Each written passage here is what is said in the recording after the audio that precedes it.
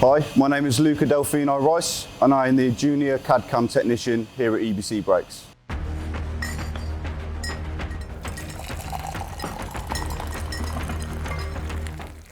I've been here for 3 years now.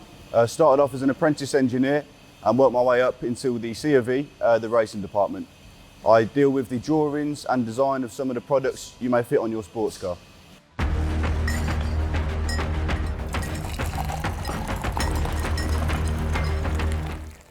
I like the fact that there's always something new going on. We're always pushing the boundaries and going into new technologies. There's always something to think about here, and it never gets me bored.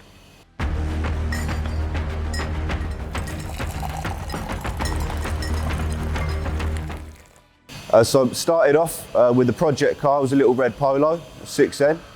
And then when I started driving, I had a little silver Punto, nicknamed Pablo.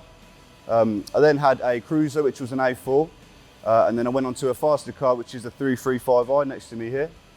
For track days, since I was tall enough to hold a spanner, I've been working on this car here with my old man. We're taking it around the country on track days, and it's great fun. So now you've met me, I work in the racing department. We have a lot of exciting things to come. Hopefully it's a good 2021.